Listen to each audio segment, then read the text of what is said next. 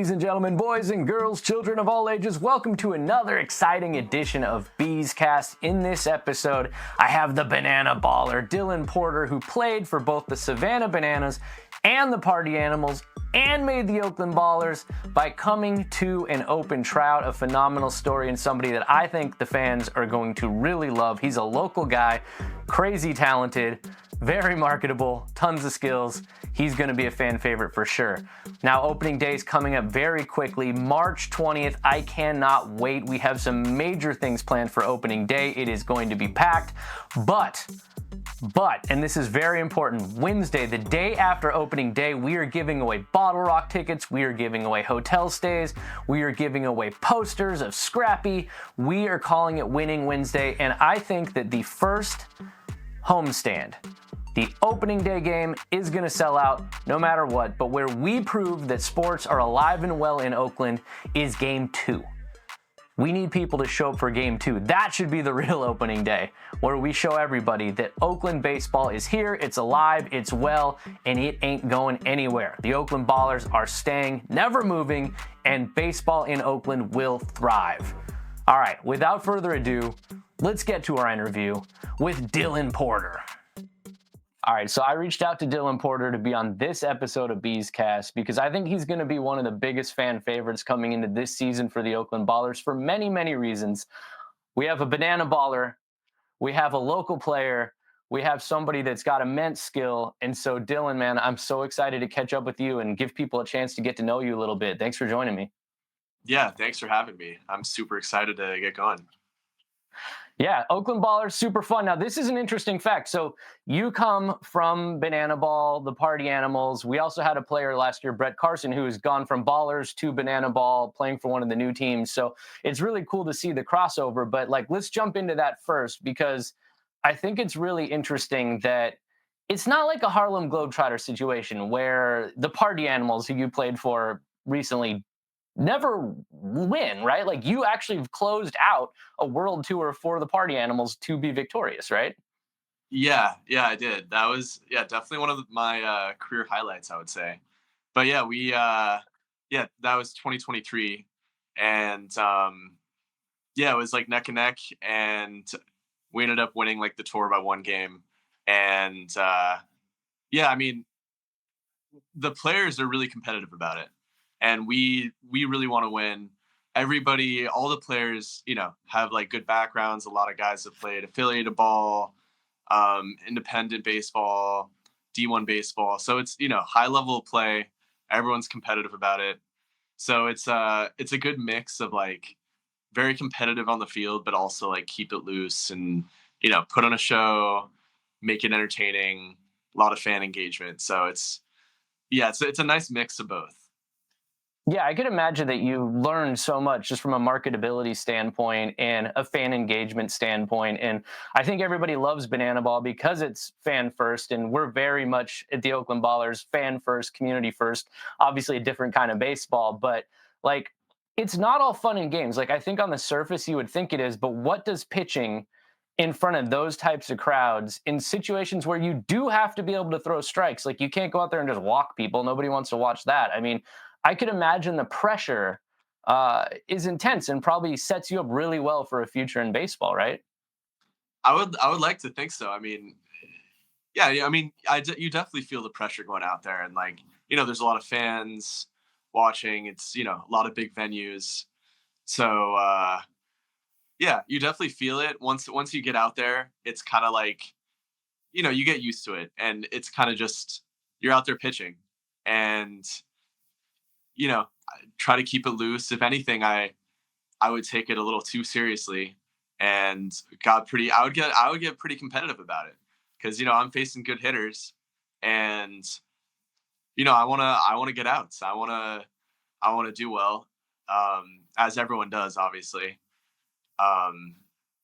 So yeah, once I get out there, I'll flash some of the entertainment pieces, but I'm out there pitching, competing.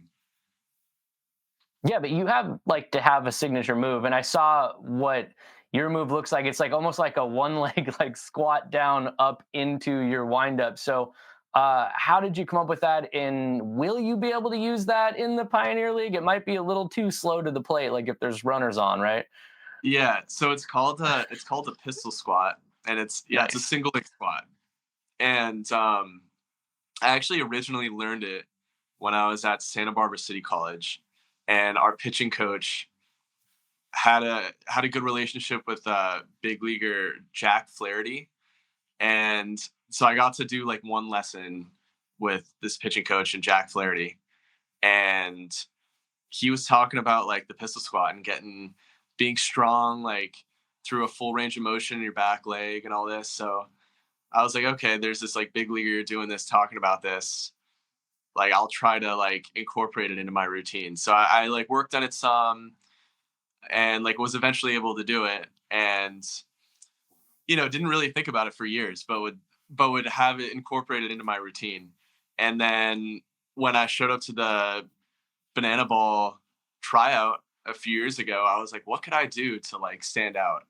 Because if you just go out there and pitch, like, you can be a great pitcher, but they want to see something else. They want to see some entertainment value or something that separates you. So I was like, all right, I think the pistol squat is like my best bet. So yeah, went out, did like the pistol squat, and yeah, they really liked it. And I think it's like a big part of why like I initially got on to banana ball.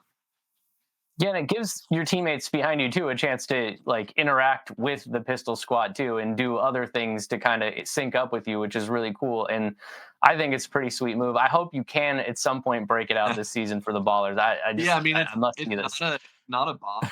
So yeah, if there's no runners on, I think it's fair game. So I'll definitely have to check with the coaches, make sure I'm not not doing anything too out there. But if everyone wants to see it, like I can definitely bring it out. I think we'll want to see it. Like, I think what's cool about it is, not to labor on this point, but banana ball, it like brings joy, it brings entertainment, it brings creativity, and I think everybody in all walks of baseball can learn from that. Like, I'm not one for like the people that get all up.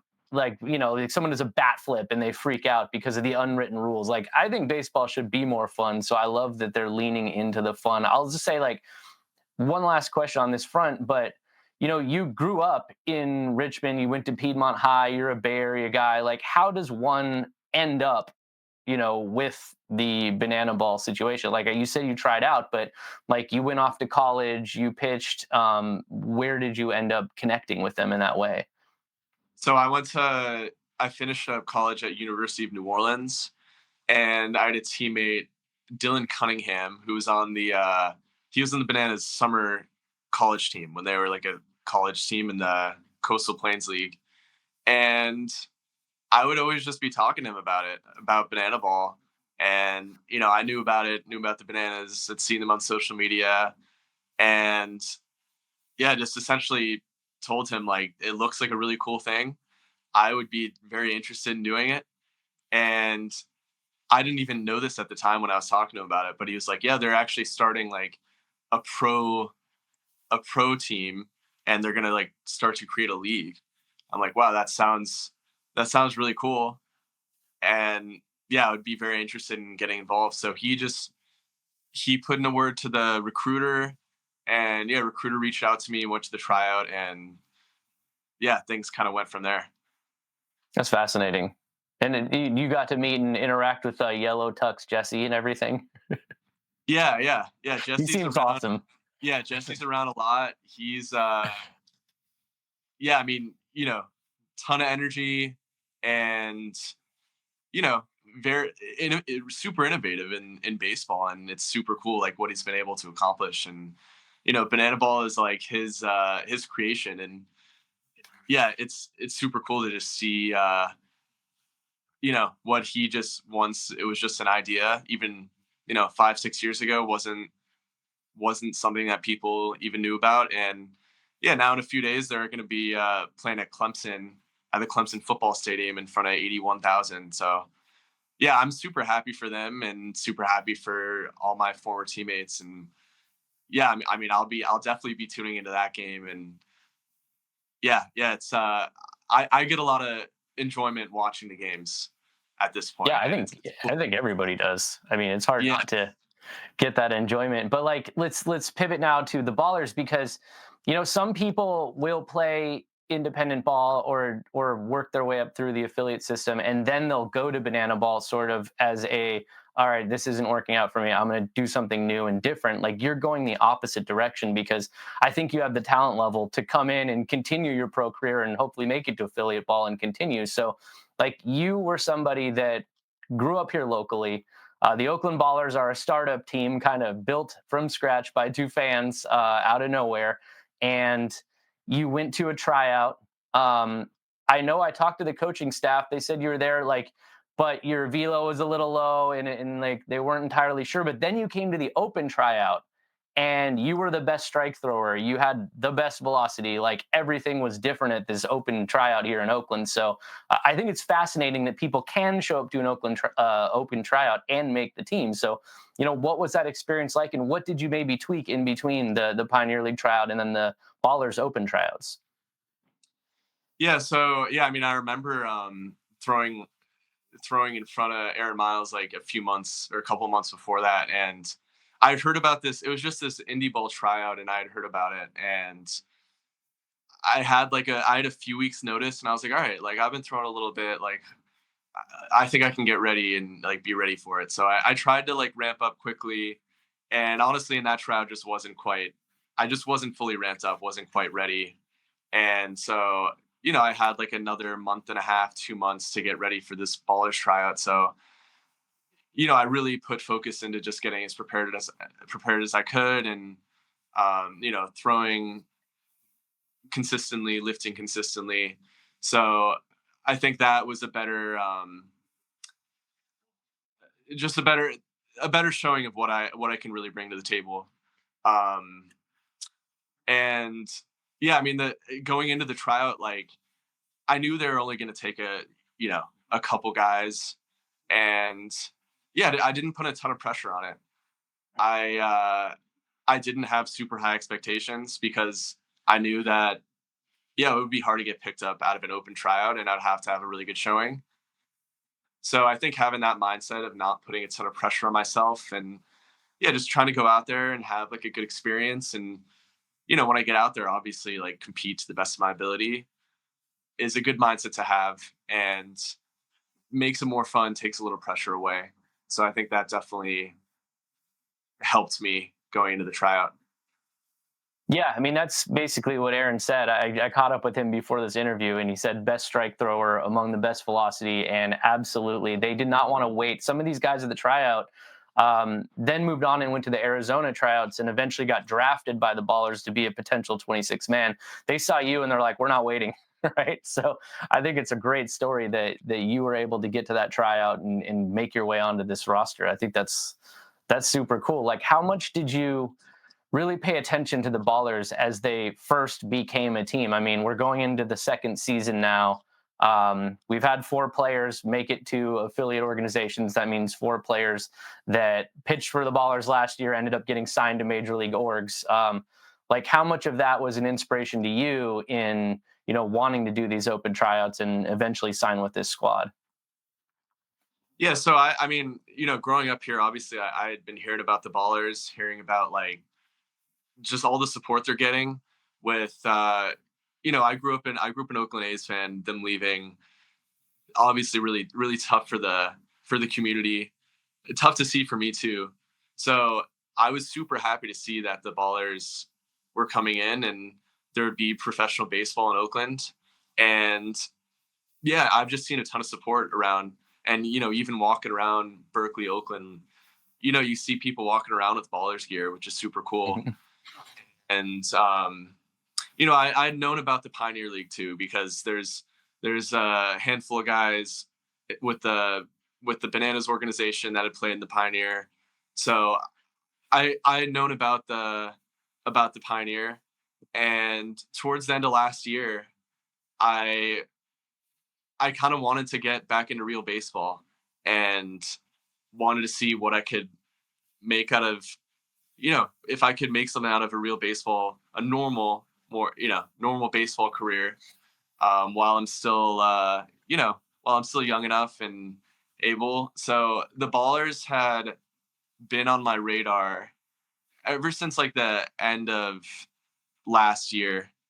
I was kind of eyeing them and hoping that it would work out. So yeah, I was out of any indie ball team, the Ballers were like the one I wanted to play for. So it's yeah, I mean, in a lot of ways, it's a dream come true to come back to Oakland and play professional baseball in front of my hometown crowd, in front of my friends and family. So yeah, I had a vision, and it's so far like working out. So that's I'm super happy that it's gone this way. Yeah, and I think the big emphasis of the Ballers and hence the, open tryouts here locally are to bring in a lot of the top talent from the Bay Area, people that, can get another chance at playing professional ball, or people that, the fans out here can really embrace because they're also local. And I mean, someone like you, we have guys like Christian Almanza, Michael O'Hara. Almanza went to St. Mary's, O'Hara went to Santa Clara. We're just trying to bring in all these top local people. I mean, do you know any of these players on the Ballers roster right now? So I know a few guys. So I know Isai Santos, the guy who got Mhm. drafted out of the Pioneer League tryout. I played summer ball with him locally, so I know him, and I've gotten to know Luke Short a little bit too. So yeah, I've been working out with him over at Cal, and yeah, I mean, I know both those guys are super talented players, and there's just a ton of talent in the Bay Area, and I think it's great that the Ballers are seeking those guys out because there is a ton of talent here, and yeah, there's a lot of guys that can definitely compete at the pro level that are local, and yeah, the more local you can make the team, I think it's great for the fans, and it's obviously great for the players. I think if most guys, if they had the choice, would prefer to play in front of a local crowd, and yeah, it's super cool that the Ballers are making me and some of my teammates are giving us that opportunity. Yeah, that's awesome. And I saw like you do some coaching, youth baseball coaching, and you also played middle infield and I believe outfield in high school. So you have like a wide skill set here.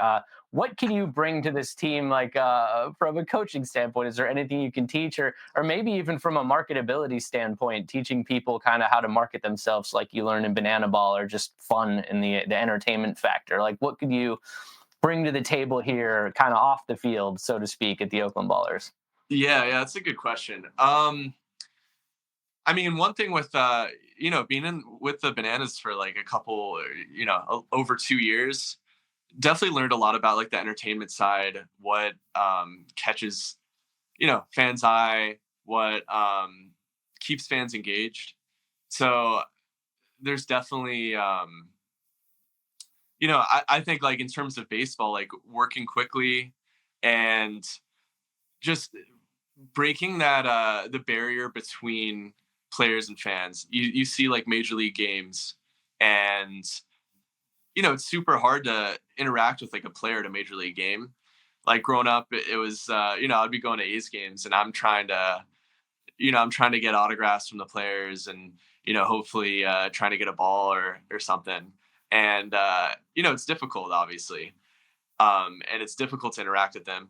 So I think yeah, that's something the Bananas org does really well is there's a ton of fan interaction, and I think the fans love that, and I think the players like it too. I think it's great to just interact with the fans, and none of this would be possible without the fans. They're the ones who they're the ones buying tickets and create that atmosphere. So yeah, I think the player fan interaction, getting that as much as possible, either before or after games, is um, is a great thing. Um, yeah, and I guess I mean another thing is with the I learned the last couple years is like the social media side. Got into Hmm. that a little bit. Um, And my big shtick last year was every stadium we would go to, I would try to throw the ball over the fence from home plate. And yeah, that ended up being like pretty successful on social media. And I think the reason for that is it's a quick, it's like a 10-second clip. It catches the eye pretty quickly, and it's something unique. So yeah, I mean, on the media side, I think yeah, the short clips that can catch people's attention really quickly, um, and maybe give people something to comment on is really valuable on the media social media side. Yeah, so we're gonna have Dylan Porter now, Ballers pitcher and social media ambassador. I think you could probably teach us some tricks. And yeah, like you're totally right. It challenges anything that's kind of like a challenge really plays well on social media, right? Yeah, yeah, and people love to it's something like that. People love to comment on it. It it almost like turns into, I guess, to some people like controversial. People are commenting, "Oh, I could do that." Oh, like, no, that's actually Right. difficult. There's like a whole like debate going on in the comment section, which honestly is like it's good. It drives the engagement up, and yeah, it keeps people engaged with the content. So I think that's yeah, that's what I learned on the social media side.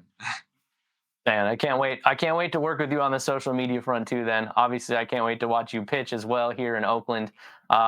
Opening day is coming really quickly. It's going to be packed. It's going to be sold out. It's going to be loud, and I hope that you get on that mound and just like show everybody what's up. Yeah, yeah, I'm super excited. I can't wait. Season can't come soon enough. All right, Dylan, thank you so much for joining me. I know you're going to be a fan favorite, local kid, made the team through the open tryouts, which is so cool, and a banana baller, which is just epic. Thank you so much for joining me. Yeah, thank you for having me, Casey. Thanks to Dylan Porter for joining us, the Banana Baller. I'm going to need to see that signature move in an actual Ballers game. I might have to talk to Aaron Miles about it. I asked him earlier. He said that it might not be quick enough to the plate, but if no runners are on, no harm, no foul, right? Let's have fun. It's baseball. All right, don't forget to like, don't forget to subscribe.